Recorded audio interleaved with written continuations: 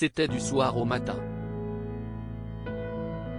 Pendant 14 ans de sa vie, Johanna Balavoine a été accro à la cocaïne et au cannabis. Il y a des moments où on pleure. On pleure toutes les larmes de son corps en se disant « Mais qu'est-ce ce que je suis en train de faire? Pourquoi je fais ça? Pourquoi je me fais autant de mal? Pourquoi ?» explique la jeune femme de 35 ans face aux caméras de Dans les yeux d'Olivier ce lundi 6 mars. Et même lorsqu'elle essayait de se détourner de la drogue, Johanna Balavoine finissait toujours par replonger la tête la première. Je ne pouvais pas tenir. C'était impossible.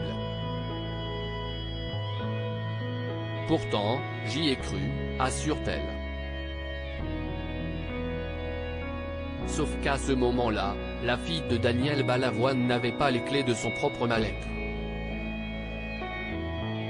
Je ne me laissais pas réfléchir. Je ne me laissais pas ressentir. J'étais en implosion, reconnaît-elle. Un comportement qui la satisfaisait. Johanna Balavoine ne complaisait, je suis née victime d'une tragédie. Si y est une place très confortable, parce que si y est toujours la faute des autres.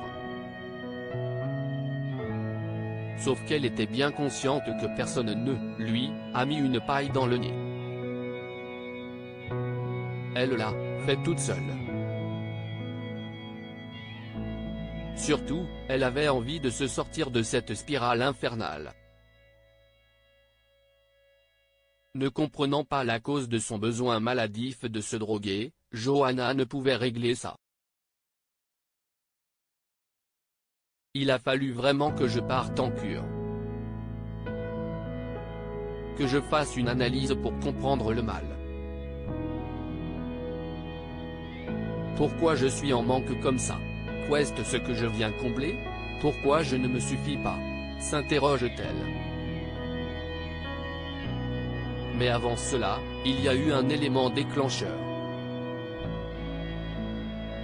Un moment où elle a eu peur. J'ai commencé à souvent saigner du nez. Là, il y a eu une première prise de conscience, raconte Johanna Balavoine. Elle avait alors 29 ans. Et 2 ou 3 mois après, elle rechutait. Et puis, il y a eu cette main tendue d'une amie pleine de bienveillance. Sylvie m'a vu tomber, explique la jeune femme qui, un jour, l'a appelée alors qu'elle saignait abondamment du nez. Comment Johanna Balavoine a décroché de la drogue? J'ai eu peur. J'ai eu tellement peur, se souvient-elle. Et pour cause, Johanna Balavoine ne voulait pas mourir. Elle voulait simplement arrêter de souffrir. Sylvie a donc été la première main tendue.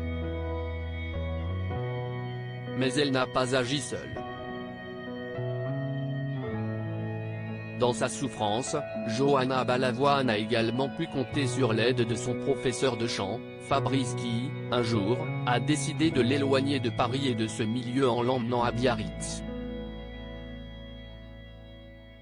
Peu après, elle décidait de suivre une cure de désintoxication à Tarbes. Elle ne pensait y faire qu'un passage éclair de 10 jours. Elle a finalement décidé d'y rester 2 mois et demi. J'avais vraiment besoin d'un encadrement, d'avoir des gens et que je n'aille pas la possibilité de pouvoir consommer, explique-t-elle. Et une longue thérapie lui a permis de comprendre comment et pourquoi la drogue avait pris le contrôle de sa vie. La seule manière pour s'extirper définitivement de ce mal.